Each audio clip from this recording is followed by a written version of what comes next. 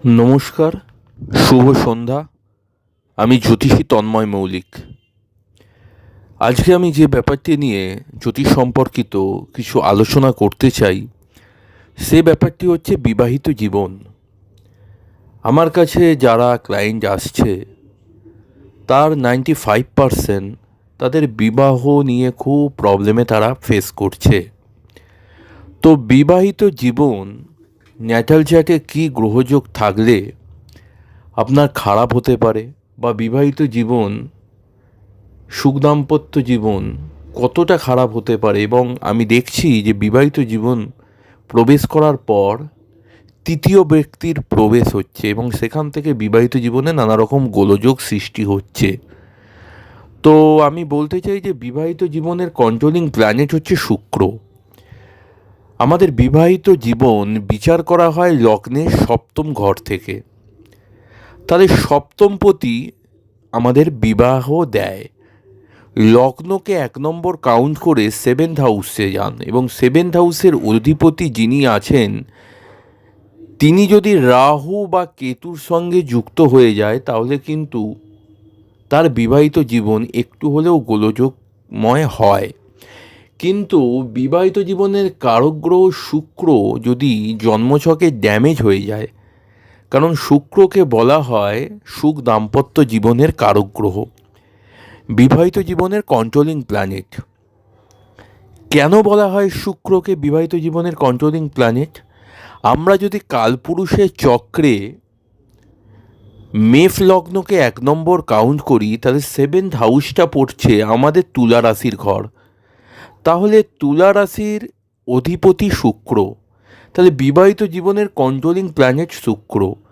প্রত্যেকটা মানুষের জাতক বা জাতিকার বিবাহিত জীবন তারা সুখ দাম্পত্য জীবনের মধ্যে লিড করবে কি না এবং তাদের বিবাহিত জীবন কতটা ভালো হবে, সেটা 70 থেকে 80% ডিপেন্ড করে তাদের শুক্র গ্রহের উপরে।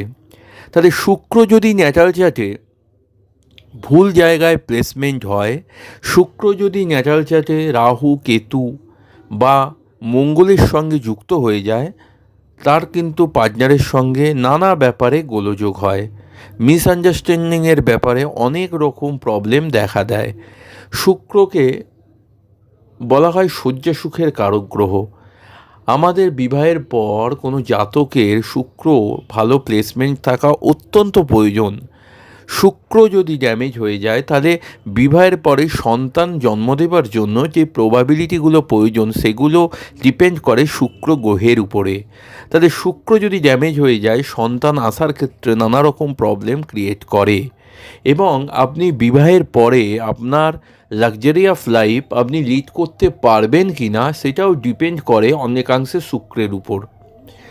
তাহলে শুক্র বিবাহিত জীবনের অত্যন্ত গুরুত্বপূর্ণ প্ল্যানেট। দ্বিতীয় প্ল্যানেট হচ্ছে মঙ্গল। আমি বারবার করে বলেছি মাঙ্গলিক বিবাহিত জীবনকে কিছু ক্ষেত্রে ড্যামেজ করলেও বহু ক্ষেত্রে কিন্তু মাঙ্গলিকের দোষ দেওয়া ঠিক নয়। মঙ্গল প্লেসমেন্ট বিবাহের ক্ষেত্রে দেখতে হয় যে মঙ্গল কোন ঘরে আছে এবং কোন নক্ষত্রে আছে। মঙ্গল যদি শনিযুক্ত হয়, মঙ্গল যদি রবিযুক্ত হয়, তাহলে তার বিবাহিত জীবন কিন্তু কোনো সময় ভালো হয় না। মঙ্গল কী দেয়? মঙ্গল দেয় আমাদের গৃহ শান্তি। বিবাহের পরে আপনার গৃহে কতটা শান্তি থাকবে সেটা ডিপেন্ড করে মঙ্গল গ্রহের উপরে। মাঙ্গলিক কী করে হয় না, লগ্ন চতুর্থ সপ্তম অষ্টম বা দ্বাদশ এই ঘরগুলোয় যদি মঙ্গল থাকে তাহলে আমরা এটাকে মাঙ্গলিক বলে বিবেচিত করে থাকি। কিন্তু আমি জটুক বিচার করে বহু ক্লায়েন্টের বিয়ে দিয়েছি, ছেলে হয়তো মাঙ্গলিক, মেয়ে মাঙ্গলিক নয়, তারা প্রেম ভালোবাসা করে বিয়ে করেছে এবং তারা কিন্তু ভালো আছে। মঙ্গল যদি ভালো ডিগ্রি পায়, ভালো নক্ষত্র পায়, সেখানে মাঙ্গলিকের প্রভাব খুব একটা বৃদ্ধি পায় না। কিন্তু আমার অনেক জ্যোতিষ বন্ধুরা বলে যে মঙ্গল আর বৃহস্পতি যদি এক ঘরে থাকে এবং ঘরটা যদি লগ্ন, চতুর্থ, সপ্তম, অষ্টম বা দ্বাদশ হয়, সেখানে নাকি মাঙ্গলিক দোষ হয় না। কিন্তু আমি তাদের সঙ্গে একমত নই। বৃহস্পতির কাজ হচ্ছে বৃহৎ যার প্রতি, মানে সব কিছুকে বাড়িয়ে দেয়া। যদি মঙ্গল বৃহস্পতির সঙ্গে যুক্ত হয়ে মাঙ্গলিক দোষ তৈরি করে, সে মাঙ্গলিকের দোষটা দ্বিগুণ বৃদ্ধি পায় এবং তারও বিবাহিত জীবন ভালো যায় না, প্রথমতম কথা। দ্বিতীয়তম কথা হচ্ছে মঙ্গল কিন্তু 8 হাউসে থাকলে তার বিবাহিত জীবনে অনেক কিছু প্রবলেম ক্রিয়েট করে। মঙ্গল 8 হাউস, আপনারা মেলান, আমার কথা যাচাই করুন। মঙ্গল 8 হাউসে কিন্তু বিবাহিত জীবনে শান্তি দেয় না। বিবাহিত জীবনে 8 হাউসে শনি, 8 হাউসে যার শনি থাকবে, লগ্নকে 1 নম্বর কাউন্ট করে 8 হাউসে যান, এবং 8 হাউসে স্যাটার্ন যার জন্মছকে আছে, তার বিবাহিত জীবন কোনো দিন ভালো হয় না। এগুলো আমার রিসার্চ, আমি বহু ক্লায়েন্টের ছক দেখে তারপর আপনাদের সঙ্গে শেয়ার করছি। তাহলে প্রথম প্ল্যানেট শুক্র, দ্বিতীয় প্ল্যানেট মঙ্গল, তৃতীয় প্ল্যানেট হচ্ছে চন্দ্র। চন্দ্র কিন্তু বিবাহিত জীবনে প্রচুর প্রভাব বিস্তার করে থাকে। চন্দ্রকে কি বলা হয়?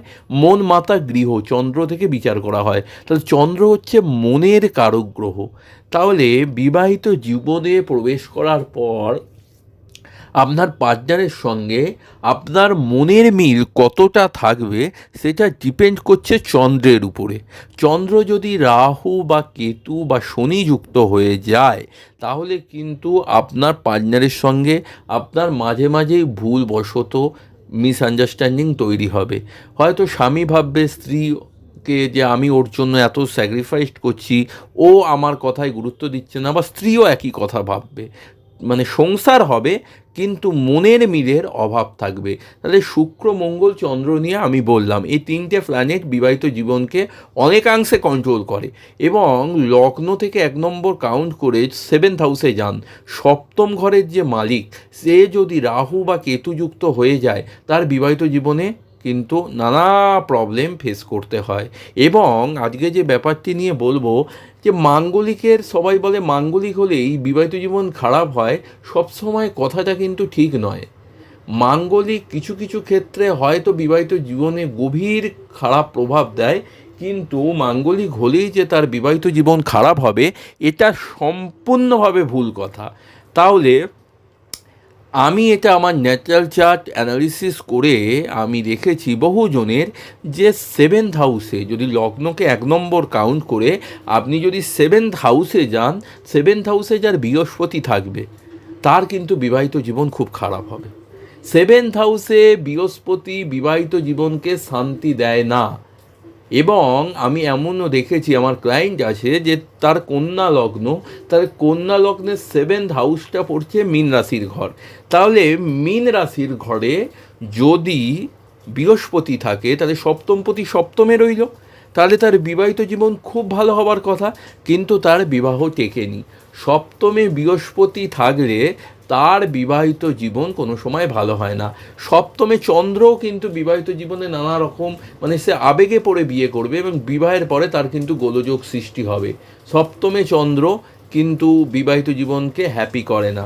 সপ্তমে শুক্র যদি তুঙ্গস্থ থাকে, তার পার্টনারকে খুব সুন্দর দেখতে হয়, তার পার্টনারকে খুব সুন্দর দেখতে হয়। এবং শুক্র যদি মীন রাশির ঘরে থাকে চন্দ্রযুক্ত, তার শুক্র অনেকাংশে ভালো ফল দেয়। সপ্তমে চন্দ্র, আমি বলেছি সে আবেগে বিয়ে করে, বিবাহিত জীবন ভালো হয় না, কিন্তু শুক্রের সঙ্গে যুক্ত হলে তার সুখ দাম্পত্য জীবনে সে লাক্সারি অফ লাইফ লিড করতে পারে। সপ্তমে যদি রাহু থাকে, আপনার 90% ক্ষেত্রে আপনার প্রেম বিবাহ হয়, কিন্তু বিবাহের পরে আপনার গোলযোগ সৃষ্টি হয়। ফ্যামিলির লোকেদের সঙ্গে বা পার্টনারের সঙ্গে অ্যাডজাস্টমেন্টে নানা রকম প্রবলেম আপনাকে ক্রিয়েট করতে হয়। সপ্তমে যদি কেতু থাকে, আপনি প্রেম ভালোবাসা করে বিয়ে করুন বা দেখাশোনা করেই বিয়ে করুন, কারণ পঞ্চম আর সপ্তমের যদি কানেকশান হয় তবেই তার প্রেম বিবাহ হয়। পঞ্চমে শুক্র আছে, কারণ পঞ্চম স্থানটা আমাদের হচ্ছে প্রেম বিবাহের ঘর, মানে প্রেম বিবাহ হবে কিনা সেটা পঞ্চম স্থানের উপর ডিপেন্ড করে। এবং পঞ্চমের যদি পঞ্চম স্থানটা যদি সপ্তম স্থানের সঙ্গে ক্রিয়েট করে বা যুক্ত হয়ে যায়, তাহলে পঞ্চমপতি সপ্তমে গেল বা সপ্তমপতি পঞ্চমে এলো, তার কিন্তু প্রেম বিবাহ হবে। কিন্তু সপ্তমে যদি আপনার কেতু থাকে, তাহলে কিন্তু আপনার ভুল জায়গায় বিয়ে হতে পারে। সপ্তমে যদি মঙ্গল থাকে, সেটা মাঙ্গলিক, কিন্তু আপনার সপ্তমে মঙ্গল, আপনার পার্টনার কিন্তু অত্যন্ত জেদি, তেজি, অ্যাগ্রেসিভ মাইন্ডের হয়। আপনার সঙ্গে মাঝে মাঝেই ভুল বোঝাবুঝি এগুলো লেগে থাকবে। সপ্তমে যদি বুধ থাকে, আপনার যোগাযোগের মাধ্যমে বিয়ে হবে, কারণ বুধ হচ্ছে যোগাযোগকে নির্দেশ করে। এবং সপ্তমে বুধ আমি দেখেছি ম্যাক্সিমাম তার কিন্তু ব্যবসায়ী লোকের সঙ্গে বিয়ে হয়, বা সেলফ প্রফেশন, ডাক্তার বা লয়ার, এদের সঙ্গে বিয়ে হয়ে থাকে সপ্তমে বুধ। কিন্তু বিবাহের পরে যদি আপনার শুক্র, মঙ্গল, চন্দ্র ড্যামেজ হয়ে যায়, বা সপ্তমপতি যদি আপনার 6 হাউস, 8 হাউস বা 12 হাউসে থাকে, তাহলে কিন্তু ফ্যামিলি, মানে পার্টনারের ফ্যামিলির সঙ্গে আপনার কিন্তু বনিবনা হয় না। এবং আমি আগেই বলে দিয়েছি যে সপ্তমে চন্দ্র থাকলে তার বিবাহিত জীবন অনেকাংশে ড্যামেজ করে। সপ্তমে বৃহস্পতি কিন্তু আপনার বিবাহিত জীবন কোনো সময় ভালো করে না। আপনারা দেখবেন ন্যাচারাল চার্টে যাদের মাঙ্গলিক নেই, হয়তো শুক্রের পজিশন ভালো আছে, কিন্তু বৃহস্পতি সপ্তম স্থানকে আছে, তাদের কিন্তু সপ্তমে বৃহস্পতি, তাদের কিন্তু বিবাহ জীবন খুব টালমাটাল বা বিবাহ ভেঙে গেছে।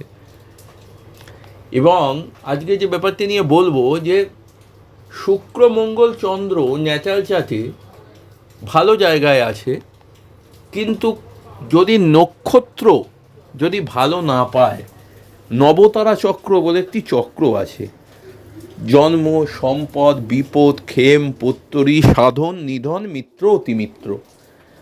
যদি বিবাহের কন্ট্রোলিং প্ল্যানেট ভেনাস, শুক্র যদি নবতারা চক্রে রাহুর নক্ষত্র পায় এবং রাহুটা যদি বিপদ তারায় থাকে, তাহলে কিন্তু আপনার বিবাহিত জীবন নানাভাবে গোলযোগ তৈরি হবে বিবাহের পরে। সেটা পার্টনারের সঙ্গে হতে পারে, পার্টনারের ফ্যামিলির সঙ্গে হতে পারে, কিন্তু গোলযোগ তৈরি হবেই। এবার যে ব্যাপারটি নিয়ে আপনার সঙ্গে কথা বলবো, সেই ব্যাপারটি হচ্ছে বিবাহের পরে তৃতীয় ব্যক্তির প্রবেশ। সেটাও কিন্তু ন্যাচারাল চার্ট দেখে বোঝা যায়। যদি কারো লগ্নের দেখেন সেকেন্ড হাউসে বুধ কেতু এক ঘরে আছে, বুধ আর কেতু, তার বিবাহের পরে ইলিগাল সম্পর্ক হবেই হবে। যদি কারো 8 হাউসে শুক্র থাকে, লগ্ন থেকে 8 হাউসে শুক্র থাকলো, এবং শুক্র নয় মঙ্গলের নক্ষত্র পেল, নয় বৃহস্পতির নক্ষত্র পেল, তার বিবাহের পরে ইলিগাল সম্পর্ক হবে। রাহুকে দেখতে হয়। রাহু মানে হচ্ছে আমাদের অতিরিক্ত চাহিদা। তাহলে রাহু ধরুন 7th হাউসে শুক্র যুক্ত হয়ে গেল, সেটা জাতকের হতে পারে, জাতিকার হতে পারে, সে কিন্তু বিবাহ বহির্ভূত সম্পর্ক তার কিন্তু হবেই। সেটা পরিস্থিতি অনুযায়ী, দশা, অন্তর্দশা, ট্রানজিট, এগুলো দেখতে হবে। কারণ আমি বারবার বলেছি যে গ্রহরা ফল দেয় কিন্তু ট্রানজিটে গ্রহরা ফল দিয়ে থাকে। আজকে যতটা পারলাম সংক্ষিপ্তভাবে বিবাহিত জীবন নিয়ে বললাম। যারা আমার সঙ্গে যোগাযোগ করতে চান, আমার নাম তন্ময় মৌলিক, আমার ফোন নাম্বার 8774233132। সামনে কৌশিকী অমাবস্যা। এই কৌশিকী অমাবস্যায় যদি আপনাদের এই ধরনের বিবাহিত জীবন নিয়ে, ধরুন বিয়ে কারো হচ্ছে না, বা বিবাহিত জীবন নিয়ে নানা রকম প্রবলেম ফেস করছেন, যদি মনে করেন যোগাযোগ করতে পারেন, মা তারার আশীর্বাদে আপনারা সঠিক পথ খুঁজে পাবেন। নমস্কার নেবেন। জয় মা তারা, জয় গুরু বামদেব।